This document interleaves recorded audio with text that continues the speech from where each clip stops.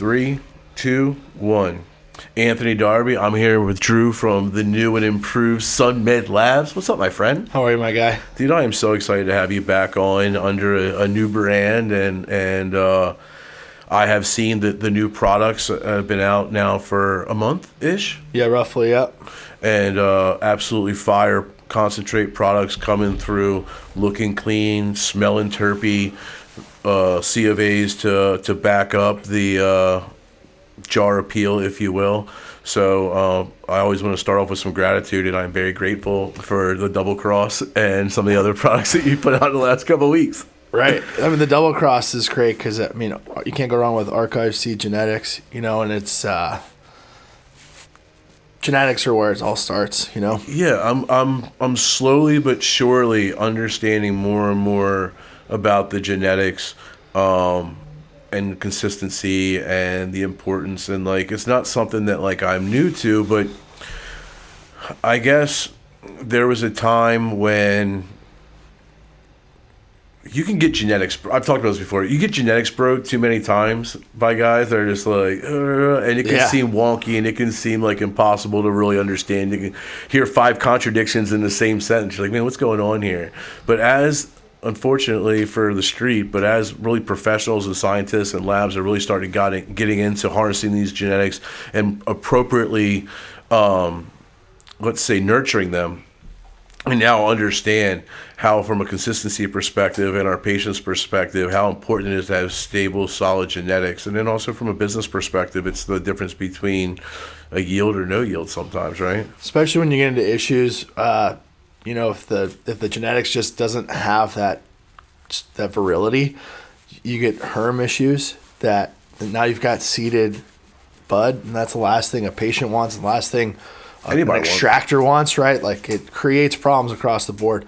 And so, you know, having, like you said, that, you know, the right genetics, and also you got to find the right genetics that are going to work for your grow, right? Like, what's your feed? What's your veg time? What's your flower time, right? All these things get dialed in. Is your grow in Maryland or is your grow in Arizona outside, totally. Right? Like, do you love humidity? Do you thrive on it? Or do you hate humidity and mold up in 2 seconds and now we're not in a good situation? And to your point, like, there's certain strains that like love the summertime, right? And it in a greenhouse, right? It's warmer than it is in the wintertime, right? It's the nature of the beast.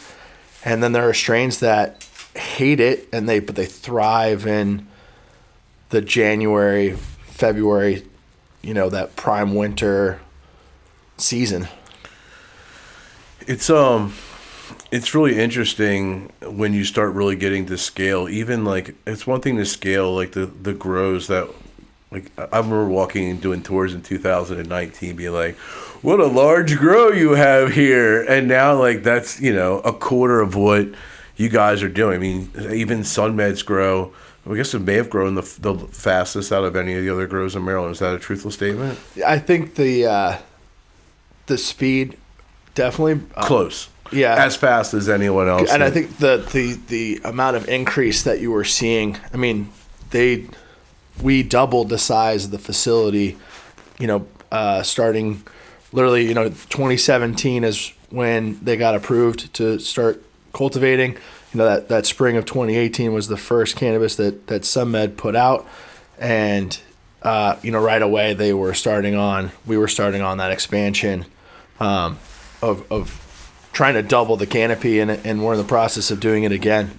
I remember touring the first build out extension, and Jake had already submitted plans for the next build out. Yeah. And always forward thinking, and I really appreciate it. I've had a chance to have a relationship with Jake now really since our inception.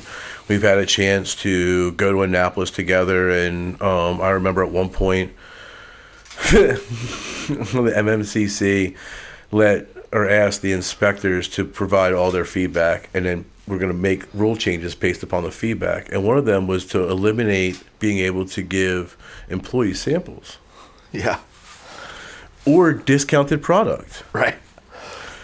And Jake and I were just like, I don't think you guys get this. That, like, these employees, without that discount on their medicine, like, without these incentives, like, there's no way that any of this is going to work. And, like, the narratives that you guys are painting here kind of show that there's a real disconnect here between inspectors and really what's happening, and let industry provide you guys some more feedback at the commission level of really what's happening.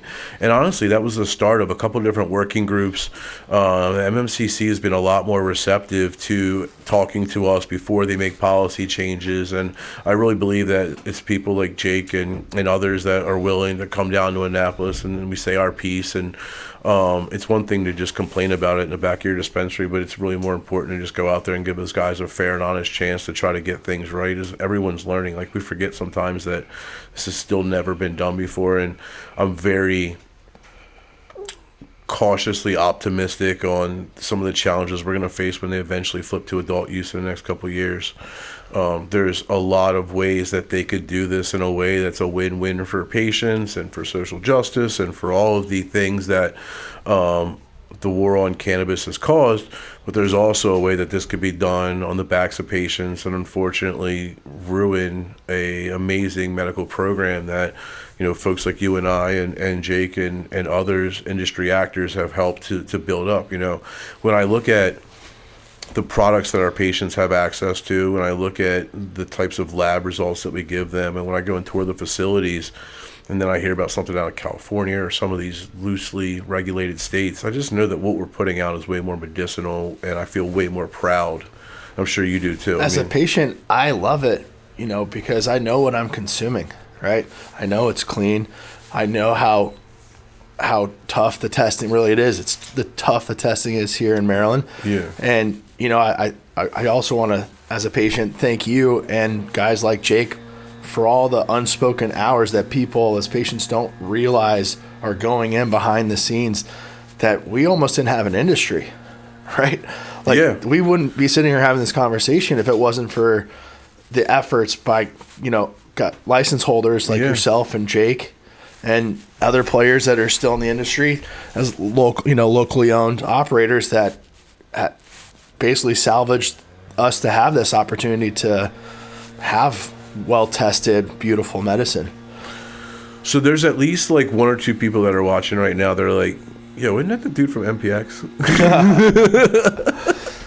Yeah, I bounced around a little bit, you know. Yeah, I guess depending if you were super OG, you might have got an OG clear, right? Something. Seriously, God, those were the days. So, do you?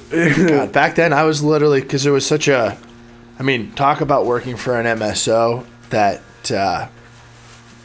you know, won a license barely and got an operation going. I mean, we're talking 3 or 4 guys, and we're doing all the extraction, all the packaging. I was doing all the deliveries as well as all the sales and handling, you know, the oversight. I mean, talk about trying to build something from the ground up. You know, that was 2018. Like, that was the... You were one of my most biggest fails as a dispensary owner in 2018. Yeah. Do you know what I'm going to say? Yeah, I remember what the half grams of shatter. Yeah. I mean...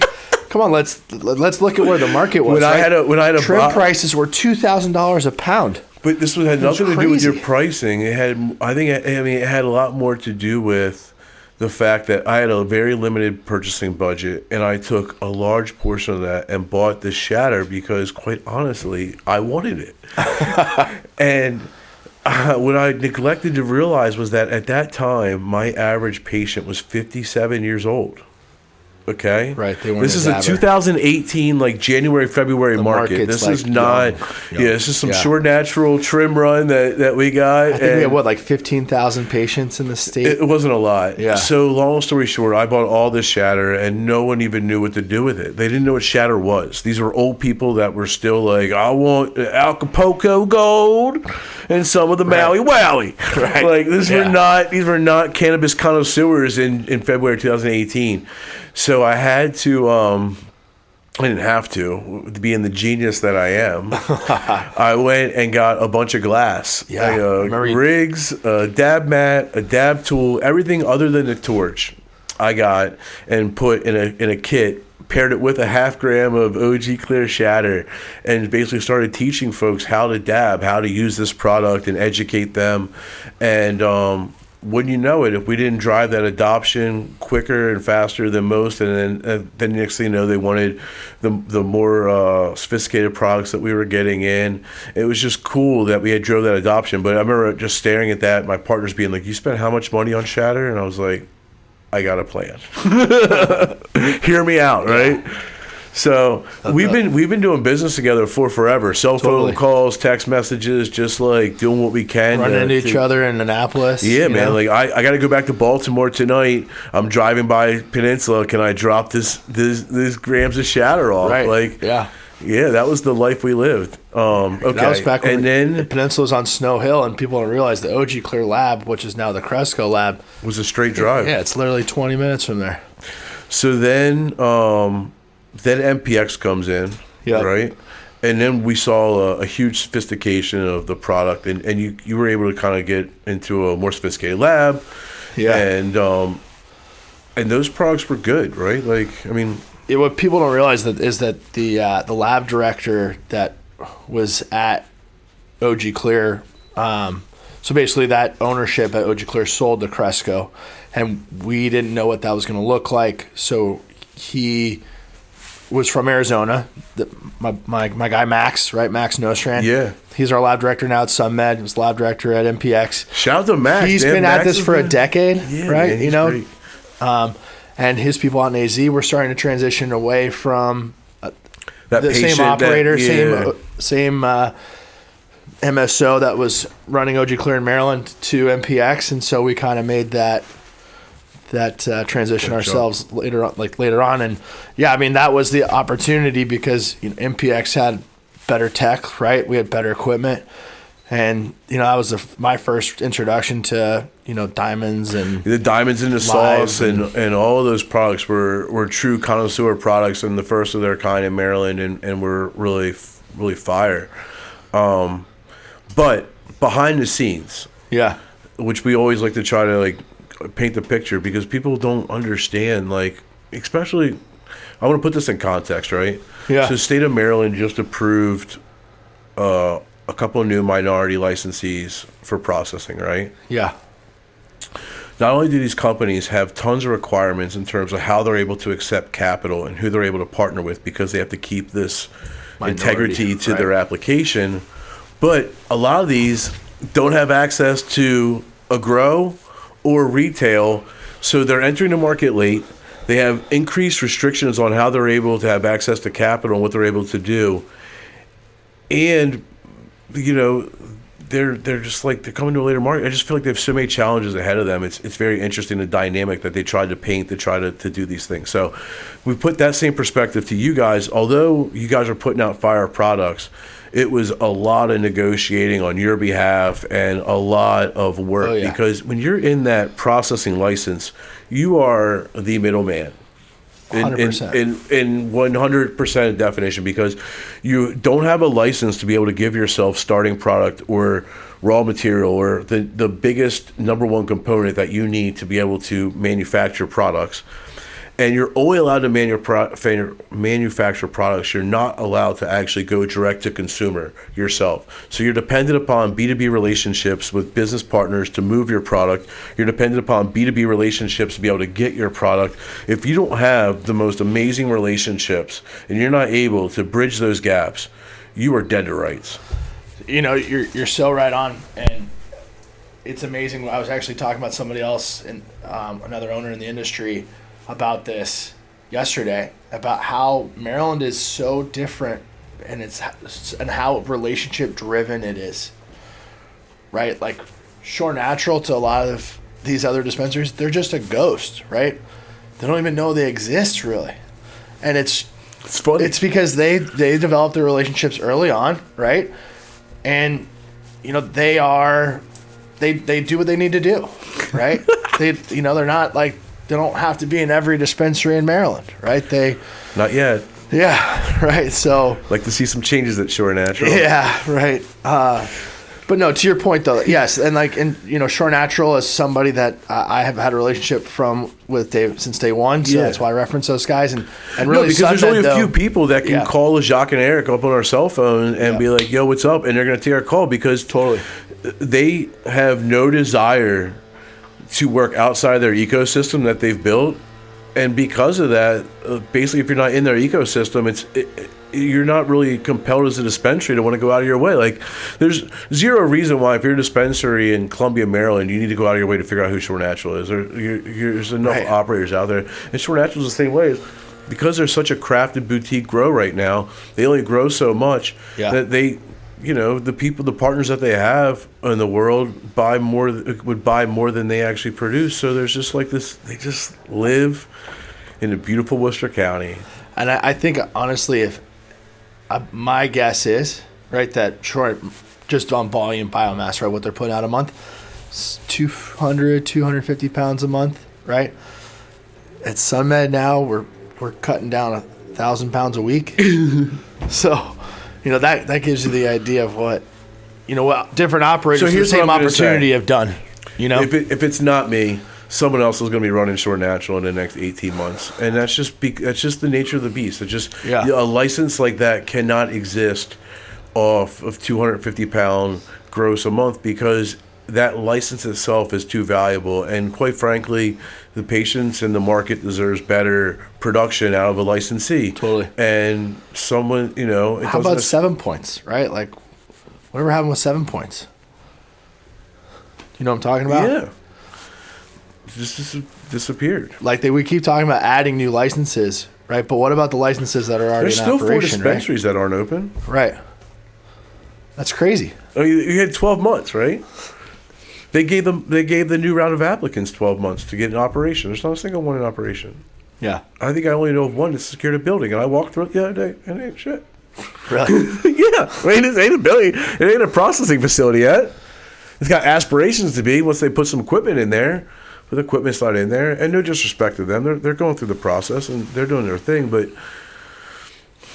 I don't know. It's I think even on the dispensary side, it comes down to your relationships, not even as an independent processor, as an independent dispensary, right? Like, if you don't have good relationships, then you're at the mercy of the biggest operators and what they have available.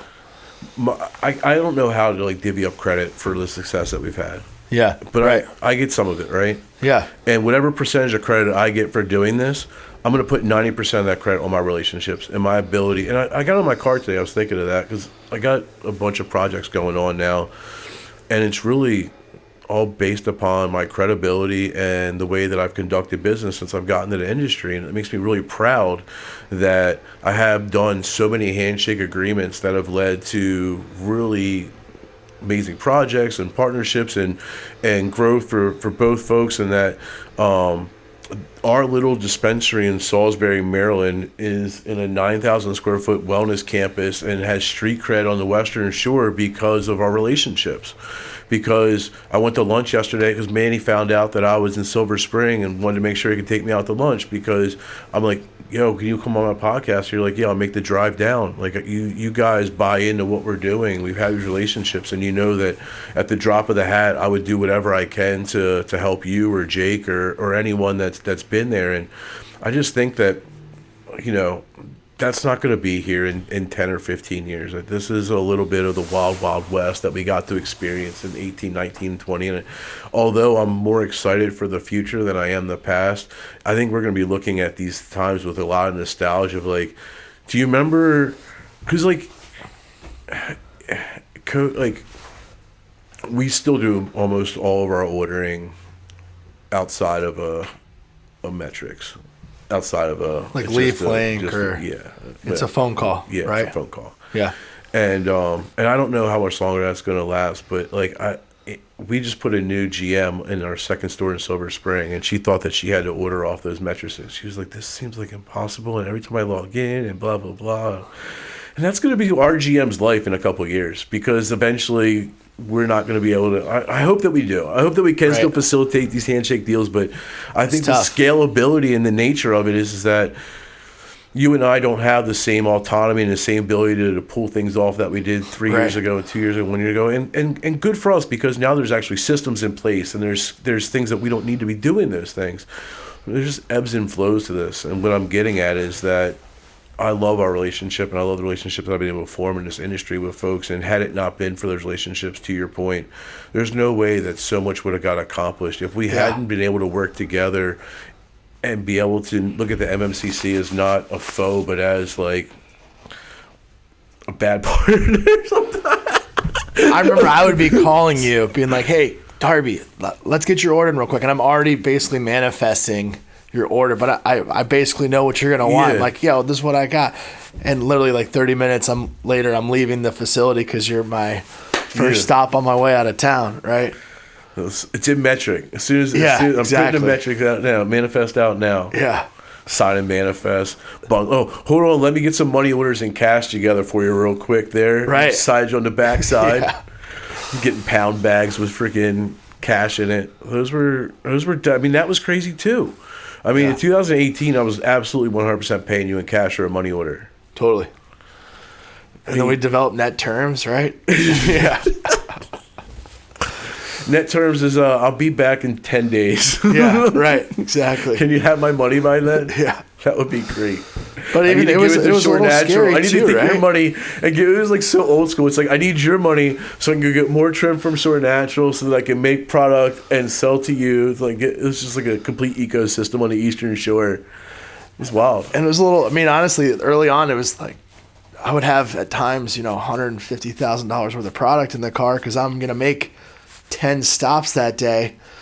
Right, and it was a little nerve-wracking. I'm not gonna lie, It was not an MMC because you didn't know who was paying attention. Caged vehicle. It wasn't. It was. Hey, that guy works Jeep for the weed company, right? Yeah. Like, that doesn't even matter which weed company it is. It's just that's a vehicle associated with weed, and I think it's parked in Baltimore City sometimes. Yeah, exactly. Not good. The only thing I had going for me was that I never made deliveries at the same exact time anywhere. Right. All right. So there was a lot of evolution between that and even MPX. We started getting a little bit more legit. But there was still that middleman scenario. So then I guess you and Jake were able to strike up a conversation. It was just this, there was this like. Luckily, I've supplied. SunMed has always been very supportive of, to be honest, me and Max and what they trust. They've always trusted us. Jake's always trusted us as operators to do right by him, right? You know, I mean, at times, I think every operator in the industry has had it, those weeks where, money's tight and you're maybe a little behind on getting that huge invoice out to one of your suppliers, especially on the independent processing side, right? You're buying 600, 800 pounds a month, right? Even at $1,000 a pound, that's almost $1 million you're spending, right? The people don't understand. And everything in our world is margins. Yeah. Because it's so expensive to do business that if you don't do business properly, you don't make any money. Right. Couple it being federally illegal with 280, and if you don't do it right, it doesn't matter if you put out $10 million of revenue. Yeah. You spent $10 million and $3. You lost $3. Right. And you're a nonprofit. 100%. And to your point, I mean, the thing is when you don't control cultivation, like at MPX, the saving grace was the fact that it was associated with 3 dispensaries, right? The Health for Life locations. And we were able to create a following, right, at those dispensaries. It's 20% of the product that they sell is MPX. Because that for that business model to exist as an independent processor, that's what you had to do. Because if you have a bad supply, right, you're paying the price per pound, not per what you get out of it, right? So it's not the greatest cannabis that you ended up with, right? And you get a bad yield. Now you're upside down, literally, because it's so expensive, right? And factor in one more thing, but the fresh frozen products, when you start getting into those like even more sophisticated products, the margins on them and stuff, it gets even tighter. Even in an established market like Arizona, their margins are still like 25%. It's tough. But it's that you want to be catering to the whole wallet of that 20% of the market that's buying 80% of the cannabis. Right. Right. And the way to do that is you have to establish yourself as a qualified expert extractor. And the only way you do that is what's the finest product that is able to be extracted through BHO? what are your diamonds and sauce look like? What's your live resin like? What are your batters like? Right? And are you CRCing? And we unequivocally with live resin, there's no CRC, right? We try to stay as true to the cultivar as possible. We just fortunately have a team that's been doing this a long time. And are very passionate about it, putting a lot of unpaid hours in learning new tech. I was blown away when I got tour from Max back at Snow Hill, and I forget. Sometimes there's like unsung heroes. Like totally, you and I are running around on podcasts, and meanwhile Max is back there making all the fire that I'm consuming and that you're making your money on. Right, Max. Shout out to unsung hero Max. Right? Yeah, totally.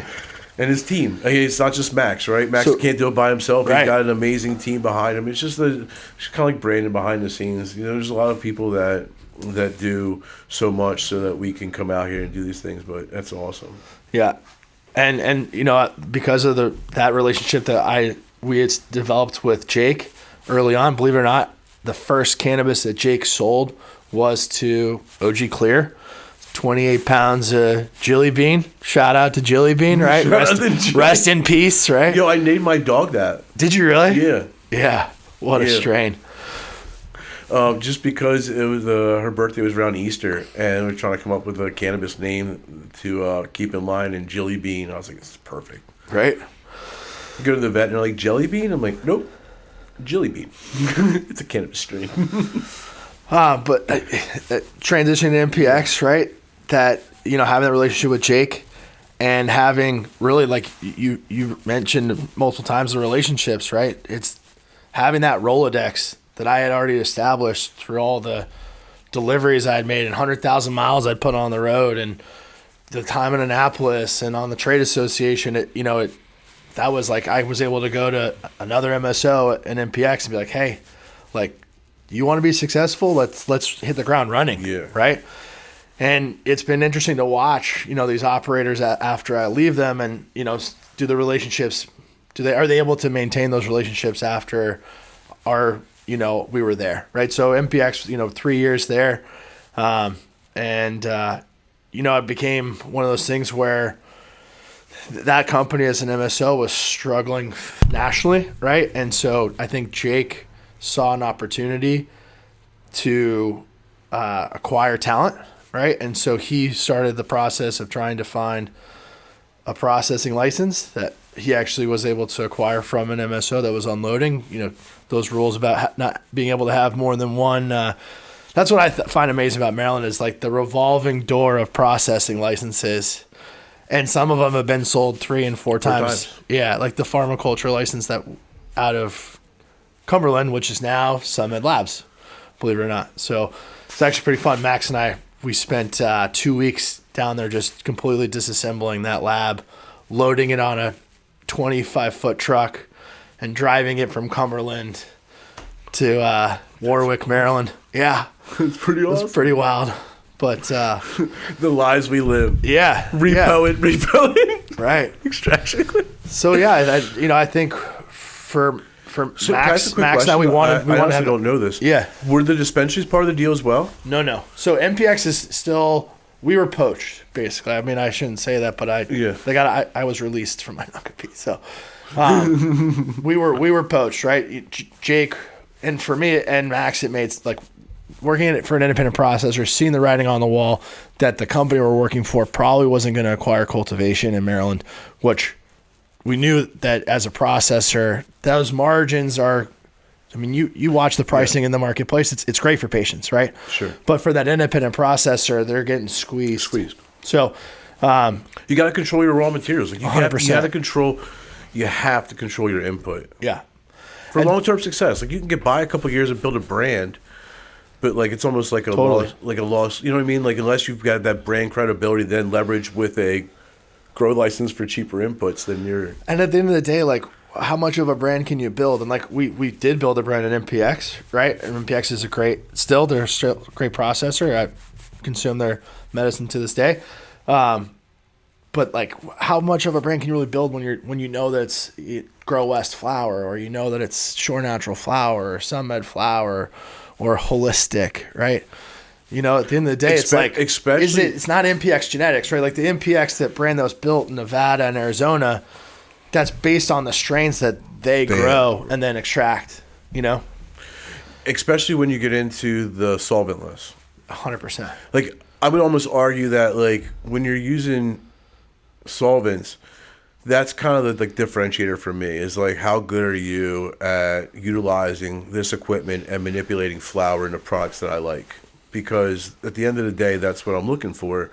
And I got completely like another bro moment where I don't think I told you this, but like, I took some pretty fire concentrates. I don't want to rep the brands that I took because there was a couple of them. And so I broke them out. This dude was like, BHO? It's like butanes for torches, bro.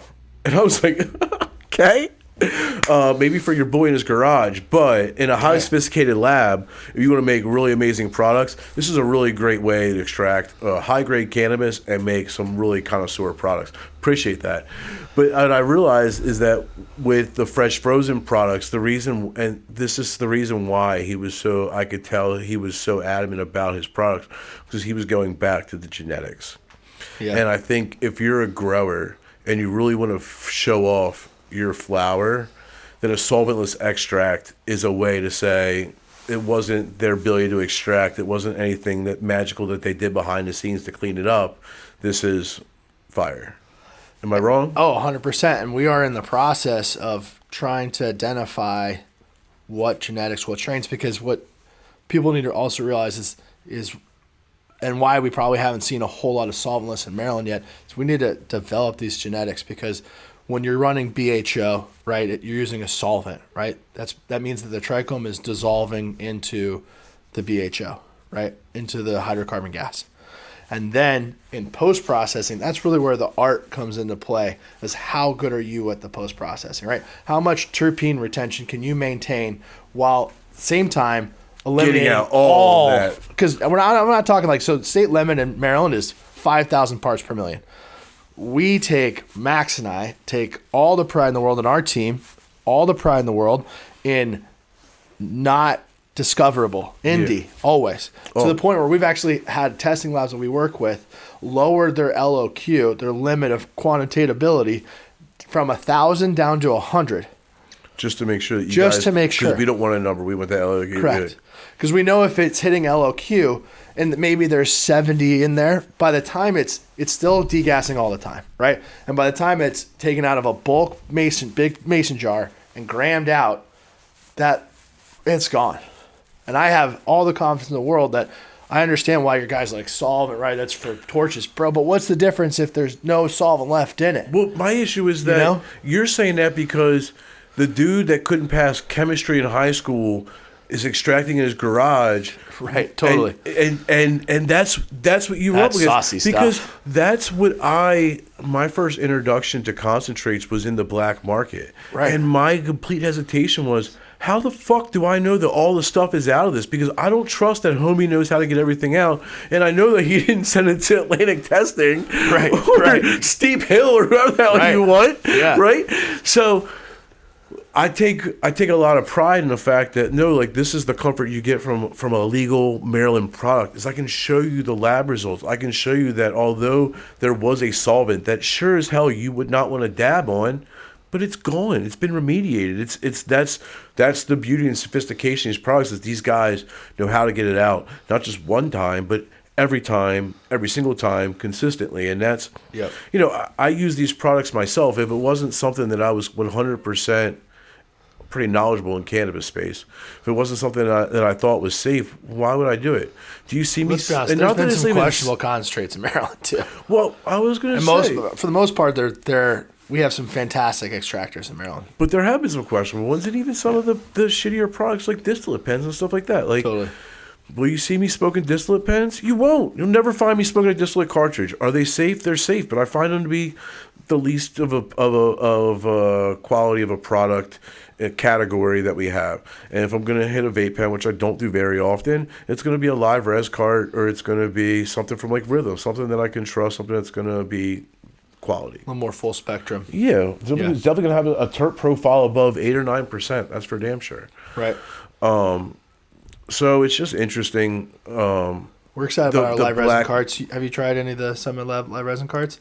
Truthfully, I haven't, but I haven't. I'll get you hooked up. Probably about a little over a year and a half ago, I just started. It was about a year ago when I really started critiquing my cannabis routine. I just got the carts out of it.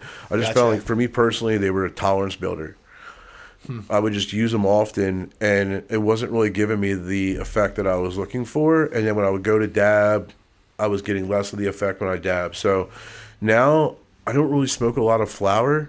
I pretty much dab, and I try to keep my dabs to like, they vary between, at the minimum, 2, at the most 6 a day, depending upon the ebbs and flows of my day. But I find that because I'm spacing them out, I take, they're nice sized dabs that will sustain me for a few hours. You know, Correct. But I found that's kind of been my winning routine for about the last year, and I've gone through a whole health and wellness. I've lost 40 pounds. I'm in the gym doing yoga.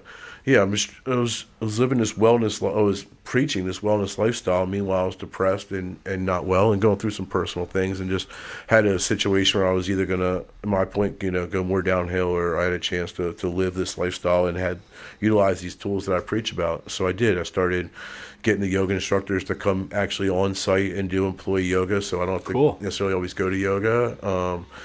And I started intermittent fasting about probably almost to be 2 years, February 1st, which is crazy. Yeah. That was a big deal. And just lifestyle changes, and just get curious in what was going to make me happy, and follow some different things. I just think it's important to not get sedentary in your ways. If you're not constantly feeling great, you should be doing something new. Yeah. That's great. And I think, people don't talk enough about using cannabis for mental health, right? When you're in a bad place, from personal experience, right? Like, we talk about pain relief and anti-inflammatory and all these other potential health benefits, right? But regular cannabis use, it's just having it in your system. It's great. Yeah. And for me, honestly, like, it was adding CBD too. Like, I've mentioned it before, like, I started a CBD brand and sold CBD before I was a daily user. Right. But right around that same year and a half ago, I started using CBD every day, and I've noticed that for my stress and my anxiousness, that CBD in conjunction with THC is a lot more effective. When I see CBD taken like 60 milligrams sublingually under my tongue every morning, makes a big difference when I take it than when I don't take it as part of my routine. Because I think cannabis is a great tool, and honestly, I use it every single day, and I use it for mental health. But alone, I use cannabis every day for a long time, and my mental state has gone up and down. So it hasn't just, unfortunately for me, cannabis isn't the silver bullet to handling all of my mental health issues. Well, you need the other parts of your life to be activated as well. It's an amazing tool, though. Right. And it's probably the most amazing tool that I have in my arsenal. Certainly from a substance standpoint, I haven't found any other substance or additive that I can give myself second to probably caffeine. You know what I mean? Like, it's amazing. But waking up, a really good workout, a dab, and an iced coffee, and like my energy levels are soaring through the roof, and like I'm able to be highly productive in a way that, like, most people kind of wish they had. So it's cool. Totally. Speaking of being productive, that Jake is a pretty productive guy, and you guys have some pretty big aspirations of the next couple months. It's been awesome, man. We joined the team in May, June, right after the official commission approval of the license transfer. Yep. And we got to work right away, right? Hit the ground running on site every day, getting our phase 1 operational as quickly as possible, like taking a rough garage and packaging space and transforming it into a lab, right? And so we were inspected in September with phase 1. We got some of the highest quality equipment you can find in the marketplace that we're really excited about having the opportunity. That's what's nice about working with somebody like Jake and SunMed and the team. They're focused on long term, right? A lot of these operators, I think, on the cultivation and processing side, always had aspirations that a couple years down the road, they went out. They were getting out, right? For us, build something that somebody wants to buy. Right, was a lot of people wanted to do. Right, not a lot, but some people, and totally, yeah, good for them. That was never what we were up to. Totally, right, and I think that's, you look at certain situations, sometimes dispensary licenses get bought for that, just a license, right? Or a grow, right? In other situations, it's a business, right? It's a team, it's a business, it's us, right? It's a living entity. By the 100%. time you guys are watching this, our license should be transferred. I'll still be on, but instead of us branding to some other name, now there'll be a second Peninsula Alternative Health, right? Right. This is somebody that came in, they buy into our model, they bought into you, yeah, and what I'm going to do, and this organization, and I'm excited about that. But you're right. Sometimes they just buy a license and they know they're going to come in, clean house, flip it. Like HMS. I mean, it's happened 3 times, right? Yep. So, that for me, having bounced around between these multi-state operators, and yes, there's very successful ones that are very well put together operations, like GTI is fantastically run. Shout out to GTI. Yeah, I believe big time. In my mind, fantastic. they're probably the best. Unless there's some smaller ones. I think Josh Jennerson does a great job with holistics.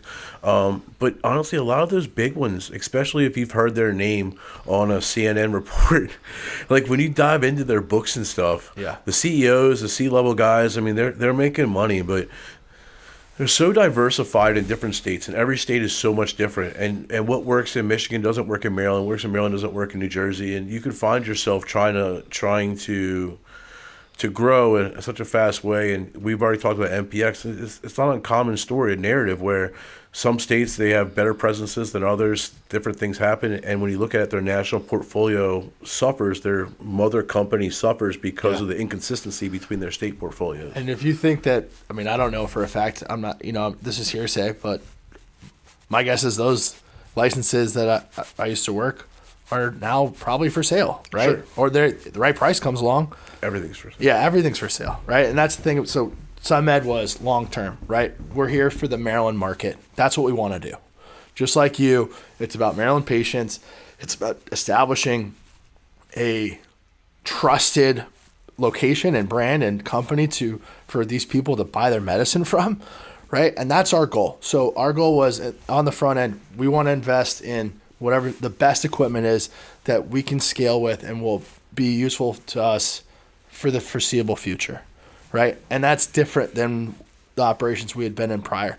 So right out the gate, significantly, we're getting better toys to play with, right? Like it's really what it comes down to. And so I think we're very bullish on the product that we're going to put on the marketplace for the foreseeable future. SunMed has, on the cultivation side, is night and day, right? Like we can talk about SunMeds. We'll talk about it openly. Yeah, like we own that. There was a SunMeds quality the cool thing to our for flower. Me is I'll tell you what happens now and in the reverse. So just the other day, I overheard all my employees raving about how fire the SunMed flower has been lately, and it's been testing great, it's been hitting great. Everyone now loves SunMed flower. I say that now because when they came to market, they had some challenges. Here's the thing about SunMed. I always thought that Jake did a really great job of knowing his identity. When their flower wasn't the highest testing in terps, when their flower wasn't the best for bag appeal, it also wasn't the most expensive flower that was on the market. Yep. And I always felt through pre-rolls, through different opportunities to buy in bulk, that or buying in bulk, not necessarily bulk flower, but just buying in bulk, we were able to place big orders. And Jake was always able to really work with us on the flower side so that we were able to give patients that were looking for a cost-sensitive option an option. I'm really thrilled that he didn't settle on just being a low-cost provider, and now they're putting out premium flower that's as good as flower as anyone else is putting out in the market. Super important to you guys because start in, start out, right? Totally. So, and for me, I had never really gotten the opportunity to be. I mean, of course, that's I minimized my exposure, but I'd been on site at SunMed 2 or 3 days a week for a number of years, right? And Grow West And pretty much the only cultivation facility I have not been to, or two that I have not been to in Maryland, would be Vireo and Evermore. I never got an opportunity. That's pretty tough to get into. But, so I've been around cultivation, but actually getting to see the guts of it, understanding moms, right? And that whole world. And then getting to learn propagation, dabbling in it. I'm not immersed in it, right? But I have the ability to. I'm right there. I can learn little by little as we go. Learning the schedule, right? What vegetation looks like, right? What flowering looks like, right? With the feed and all that, the light differentials, and talking about moles, right? What the plant can absorb, like why we grow medicine from the sun is because the sun gives off energy that the plant then absorbs and turns into medicine, right? Yep. So, it's all this stuff that I personally in my cannabis journey was dying to get into in depth, right? And now we also have the ability to have input on certain things that take place during the plant's life before we get it, which we didn't have before. And right? It's so important. Like I know for a fact that when G Leaf does put out really great products, it's because there's really good communication between Alex and the grow team. And that in times that I've seen their products really suffer, it's because the relationship between the grow team and Alex is suffering. Because they're, unfortunately for them, they're interconnected. And that's why the first thing that Jake wanted is for us to move that lab from Cumberland to SunMed. Yeah. Yeah. And kudos to him. Because that really is in the polar opposites of the world, man. 4.5 hours. You can't be more east than where Warwick is, and you can't be more west than Cumberland. Totally. And what a shitty drive. Oh, my gosh. It's so funny. I went out there for the first time to Cumberland. We went, and that lab is hiking. Way the fuck out there. Yeah. Man. All right, so a lot of more scaling from you guys. I'll be excited to have you back on in a couple months to give us some updates. Maybe it'd be fun to do this on site. Anything being built? Anything you want to talk about? Is this a mobile setup? Maybe we do it in the greenhouse. Yeah, this is we can definitely go mobile, and that would be awesome. Yeah, maybe I can talk Jake to hopping on. Yeah, that would be cool. Yeah, we could do that sooner than later too, because I really want to get up there. Yeah. And see what I want to see why this flower's gotten so fire. I want to see what you guys, what these things, what's taking place because I honestly the last time that I was toured SunMed was 2019. Yeah. Well, I can tell you the team at SunMed now has over 50 years of between Jake and our GM Mark Blizzard and our head grower Brad Moran. In the horticulture world, they have over 50 years of experience combined between. Did they come from the nursery? I mean, Jake's business was in the nurseries. Jake's whole family. That's nationally, that's their business, right? Yeah, is sell to the Home Depots and the Lowe's and the big nursery stuff. Yeah, big poinsettias and mums and so about a year and a half ago, him and Gary Magnum hanging out at a nursery competition 10 years ago. Now they're slanging weed. Seriously, right? One of them is still. Yeah, Gary's out. Yep. But they got away from what we refer to as heritage consultants. These guys that pretend like they're experts because they have 3 years of cannabis growing experience, right? And so they start their own consulting firm. So they got away from that. We got away from that, and we went back to guys with PhDs, right? Professors from Michigan. Now the cannabis industry is starting to recognize these guys. They were in Vegas for BizCon in the fall, and they went back to their roots of like, okay, this is a plant, right? At the end of the day, this is a plant that flowers. We know what we're doing.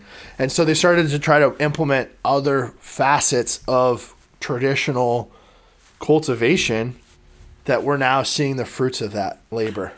I think that's like a common thread that we're starting to see. I think we're starting to see that the larger scale these operations get, the less the kid who's just grown for a long time is there, right? It's almost like, can someone run a speakeasy that's a 10-person bar, and then you put them and say, go run Secrets, right? Yeah. And I believe that you're going to see a huge wave, and the dollars and cents that people can get paid now in the industry is going up a little bit too as the thing is processes have matured. And I think that like vegetable farmers, especially people who have grown food crops for a long time, I think a lot of these folks will be called upon.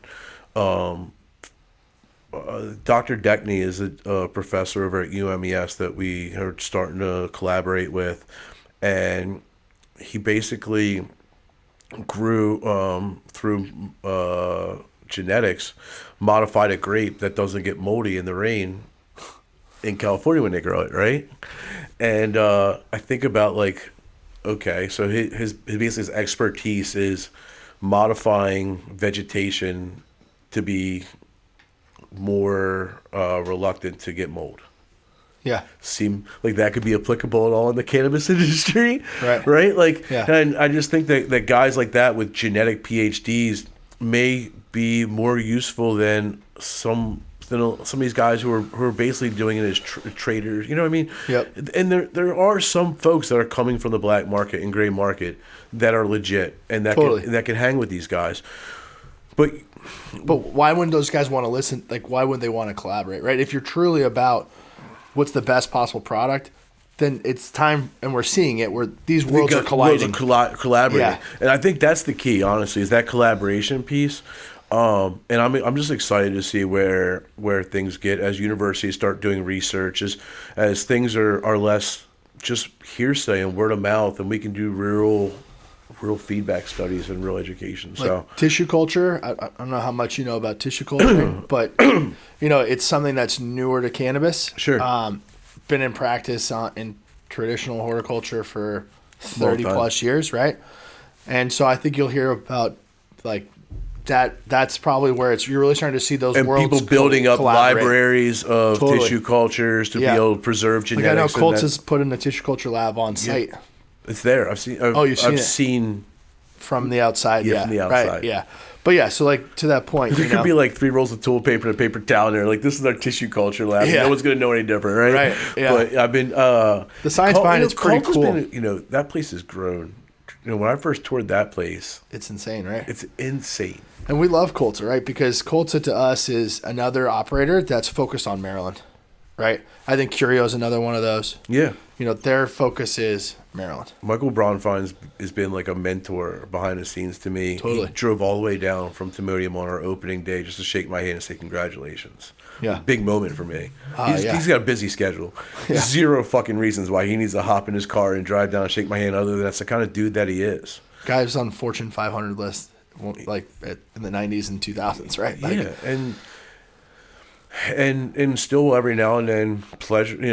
He'll send me an email like, "Hey, I want to pick your brain on something." I'm just like, "How do I sign up fast enough?" And like, I like look at my calendar. I'm like, "Holy shit! I would call Michael Braunfein. Like, that must be important and doing something right."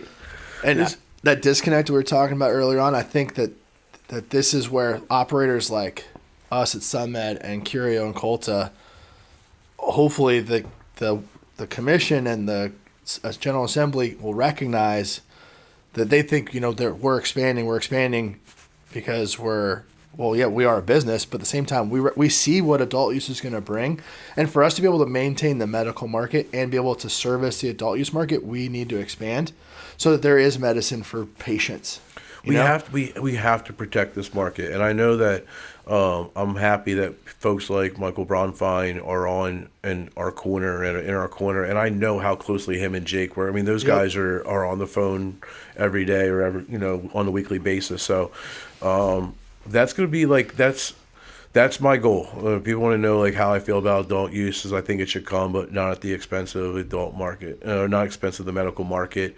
There's definitely a lot of provisions that we can put into place to make sure that this is done in a successful way. And as long as they lean into industry for our feedback and help us craft with legislators, this is going to be good. But if not, it's not going to be something that we're going to support. It's not going to be something that we're going to go into willingly if it's going to be at the cannibalization of an amazing program we've worked so hard to build. Totally. It's probably a good place to end. Yeah. But I appreciate you coming down. Let's get you back. Well, maybe we'll be coming up to you. We'll see I think that'd be sweet. What we can get together. And you guys can, see what we're up to and all the new fun stuff we got coming out of SunMed over the the next year. I need a hat. I need some swag. Yeah. All right. Got you.